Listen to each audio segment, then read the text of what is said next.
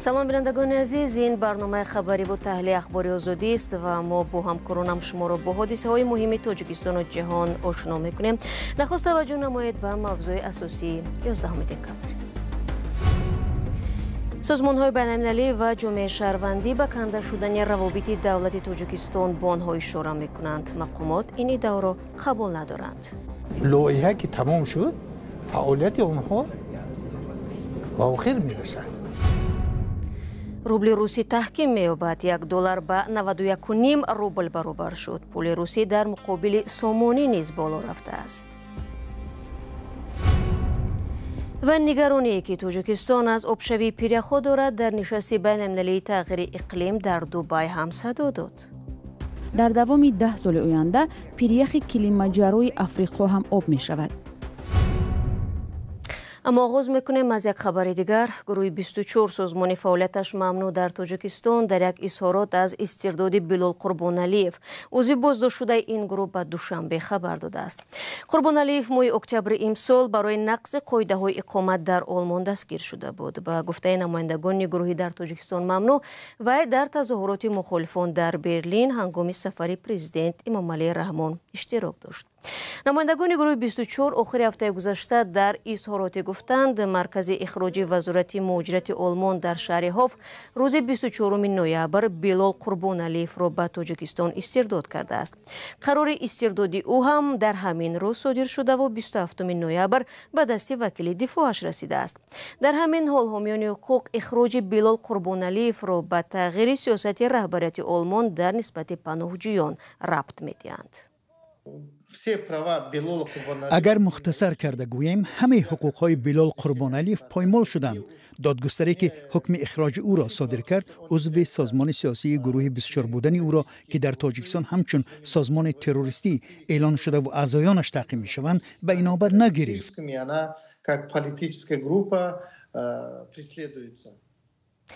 Билол Қурбоналиев узви гурӯҳи 24 бо оғози ҷанги Русия бо Украина аз Киев ба Олмон рафта буд ва мақоми паноҳандагӣ надошт. имрӯз дар як нишасте дар Душанбе ҳамкории созмонҳои ҷомеаи шаҳрвандӣ ва ниҳодҳои давлатӣ дар Тоҷикистон баррасӣ шуд. дар ҳамоиш намояндагони Иттиҳодияи Аврупо, Вазорати Адлия, Омбудсмен ва созмонҳои ҳомии ҳуқуқ иштирок доштанд. ҳамкоронам Барод Юсуфӣ ва Иршод Сулаймонӣ мегӯянд, як мавзӯи мояи нигаронии ширкатдорони баҳс ин будааст ки дар 12 моҳи гузашта садҳо созмонҳои ҷамъиятӣ фаъолияти худро дар Тоҷикистон қатъ карданд. соли гузашта дар Тоҷикистон 700 созмони ҷамъиятӣ фаъолияти худро қатъ кардааст ки ин ба нафъи демократисозии ҷомеа нест. ин нуқта дар ҳамоиши таҳти унвони ҷомеаи шаҳрвандии Иттиҳоди Аврупо Тоҷикистон таъкид шуд. аммо намояндагони мақомот баста шудани созмонҳои ҷамъиятиро ба сабаби дубора ва саривақт сабти ном накардан рабт медиҳанд. инҷо садо дод ки бисёр ташкилотҳои ҷамъиятӣ баста шуданд. ин ҷанбаи ҳуқуқӣ надорад. бисёри онҳо бо сабаби набудани маблағ баста шудагӣ ҳастанд. вуқӯи бархи ҳодисаҳо дар Тоҷикистон боиси канда шудани равобити мақомоти давлат бо ҷомеаи шаҳрвандӣ мешавад ки барқарор кардани он муддати тӯлонӣ ва сармояи зиёдро тақозо мекунад. Взаимодействие государственных органов и гражданского общества периодически находится на стадии острого напряжения. равобит миёни мақомоти давлат ва ҷомеаи шаҳрвандӣ давра ба давра дар ҳолати шиддати сахт қарор мегирад. бале ҳастанд чунин давраҳое ки ҳодисаҳое рух медиҳанд ки паёмад дорад. масалан ҳодисаҳои ахири Хорух ва ба ин монанд. якбора робитаҳо канда мешавад. намедонем ба ин ҳолатҳо чӣ гуна муносибат кунем. ба фикри ман баръакс дар чунин ҳолатҳо ба ҳам омада ҳодисаи рухдодаро баррасӣ кунем. фикр кардан дар кор ки ба ин ҳодисаи пешомада чӣ кор кунем. зеро муҳим аст ки намояндагони мақомоти давлат дар ин ҳолатҳо фикри моро ҳам шунаванд. Как можно помочь, например, в данной ситуации, как бы государственным органам урегулировать те или иные вопросы. бархе ширкатдорони ҳамоиш таъкид карданд ки ҳамкории созмонҳои ҷамъиятӣ бо мақомоти давлат дар сатҳи зарурӣ қарор надорад. дар ин маврид чанд омили аслиро ном мебаранд. ама хел роҳбароне ҳастанд ки онҳо намефаҳманд ё тарс доранд ё боварӣ надоранд. ин як миқдор вақта мегирад ки як шинос шуда фаҳмонда зарурияти ҳамкориро фаҳмонӣ. Маслан бо вазорати мудофиа, бо ваколаи оид ба ҳуқуқи инсон барои пешбурди ҳуқуқи хизматчиёни ҳарбӣ мо ҳамкорӣ дорем. لیکن بسیاری وقت دیگه مقامات دولتی وقتی که موادهای ما میخونن اینجوری موادهای تنقیدی ما یک ایراد میگیرند و از همکاری با ما دست میکشند. برخی دیگر از شرکتداران بر اینند که برعکس نسبت به 8-10 سال قبل در نهادهای دولتی درک همکاری با جامعه شهروندی بیشتر شده است. هرچند به گفتهشان این همکاری چندان مؤثر هم نباشد ولی وجود دارد. جامعه مسئله دو پهلو دارد. گپ در سر این است که برای اینکه در سیمای تشکیلات جمعیتی کدام یک ساختار دولتی شریک و همکار خود بینند، باید ظرفیت تشکیلات جمعیتی با اون سطحی باشد که او تواند در سطح نفرانی که تصمیم گیرندند تواند صحبت کند، مسئله گذاری کند، تواند همکار باشد. چه مسئله ظرفیت هم هست. مسئله ظرفیت هست درک موضوع است. مثلا ما باید اقرار شویم که امروز سطح جامعه شهروندی هم نه اون سطحی است که ما می‌خواهیم که باشد. در حقیقت نماینده دائمی سازمان ملل متحد در تاجیکستان گفت سازمان‌های جامعه شهروندی از شریکان مهم ما در تاجیکستانند و ما تا سال 2036 با آنها توجهی بیشتر خواهیم کرد. شما برنامه اخباری رادیو آزادی را تماشا دارید. سیاره غفورова مادری توجیکی که مقیم آلمان است 5 سال با ستاره دختری جوانش را میجوید که در سوریه بینشان شد. همسر سابق ابو داوود یکی از تبلیغگران داعش را که باور میرود 200 نفر را فریفته به صف این گروه کشانده است. همکاران ما چند پیش به سراغ مادر ستاره به آلمان رفتند و مستندی را دایر به او آماده کردند که روز 13 دکامبر در صفحه های رادیو آزادی در یوتیوب، فیسبوک و اینستاگرام نشر می شود. همکارم مومین احمدی یکی از مؤلفان فیلم در استودیو با ماست. سلام مومین، و میتونی بگویی که چرا محض به سرنوشت ستاره توجه کردید؟ سلام شهلا، سلام بینندگان عزیز. ببینید شهلا، ستاره تنها یکی از نمونه صدها دختر جوانی تاجیک است که از راه فریب و یا با خواسته و فشار شوهر خود به سوریه رفتند و به بدبختی دچار شدند.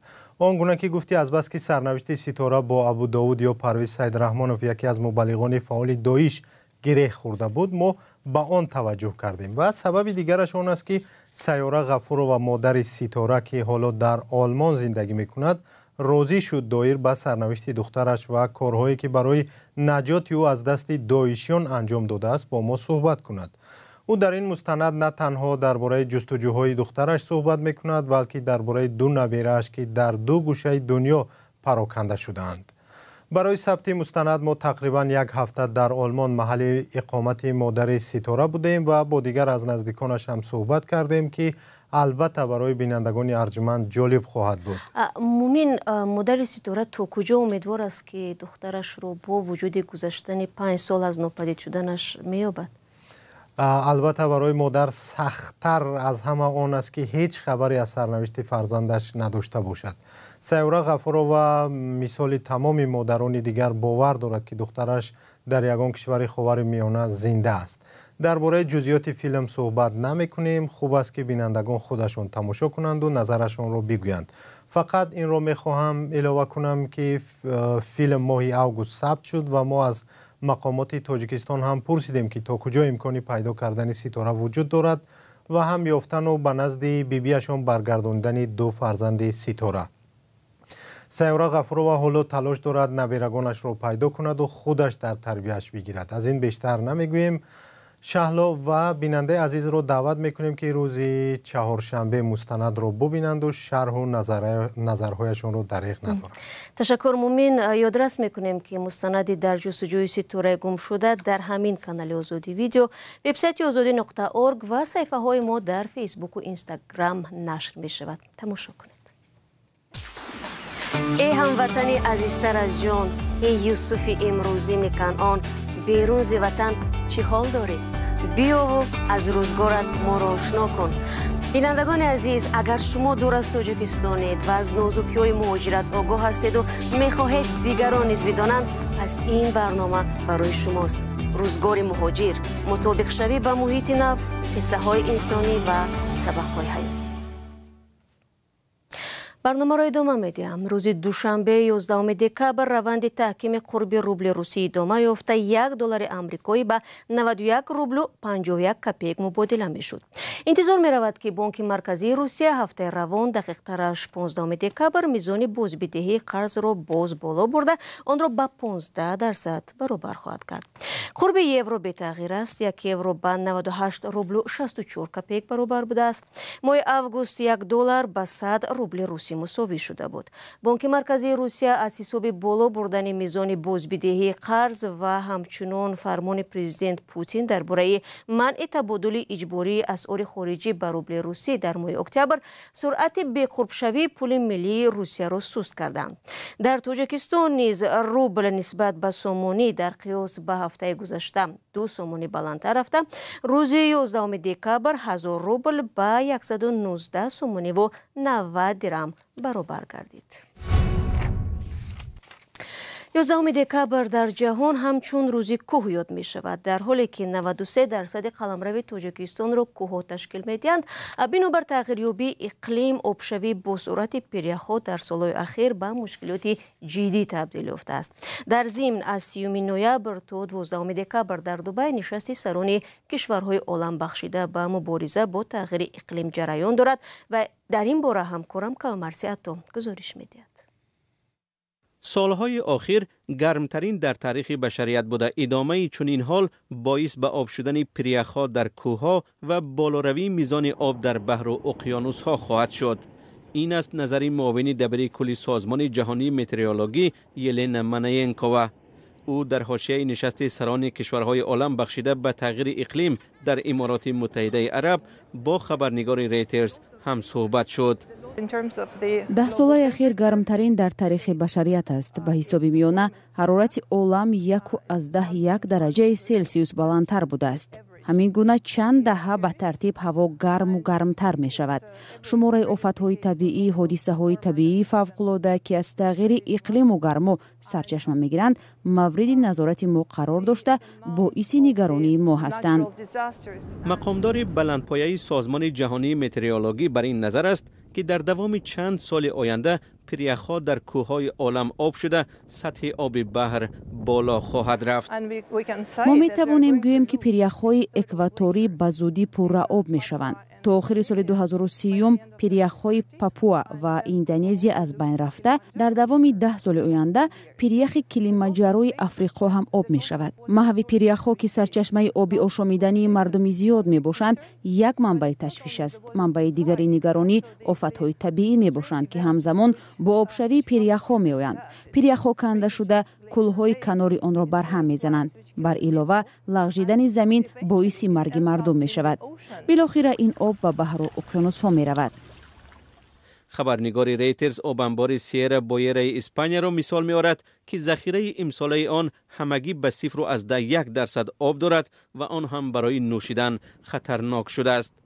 بعضی از حامیان محیط زیست نشست سران کشورها را تنقید نمودند، زیرا جمع آمد در امارات متحده عرب یکی از کشورهای استخراج کننده مواد سوخت برپا شد. در این رابطه وزیر انرژتیک امارات متحده عرب سهیل مزروعی از منبر نشست گفت که بحث نباید روی تنقید کشورهای تولید کننده نفت و گاز، بلکه همکاری در کاهش تولید گاز متن باشد. بیایید روی مبارزه با یک منبع مواد سوخت تکیه نکنیم. دشمن عمومی پرتاب‌های گازهای گلخانه‌ای است و ما باید همراه با آن جدل کنیم. ما وظیفه داریم که انرژی را تأمین کنیم. طلبات خیلی بزرگ از طرف آنها می باشد که کم بضاعتند. آنها نیز به زندگی بهتر حق دارند. مؤسسه علمی سازمان ملل متحد و نهاد مشترک بین حکومتی مبارزه با تغییر اقلیم میگوید برای تا 1.5 درجه سلسیوس کاهش دادن گرمشوی در سال 2050 استفاده نفت و گاز و انگشت باید به طور قابل ملاحظه کم کرده شود. و دوستان مهربان در همینجا برنامه را خلاصه میکنیم. تشکر که تا این لحظه ها با ما بودید. خبرهای از این بیشتر همیشه میتوانید از سامانه رادیو زودی و صفحه های ما در فیسبوک و اینستاگرام، تیک تاک، تلگرام و یوتیوب و ادناکلاسنیکی پیدا کنید. اگر شما شاهد حادثه شدید لطفاً با ما تماس بگیرید. خود را احتیاط کنید از آن و خدا نگهداری هر یک شما باشد.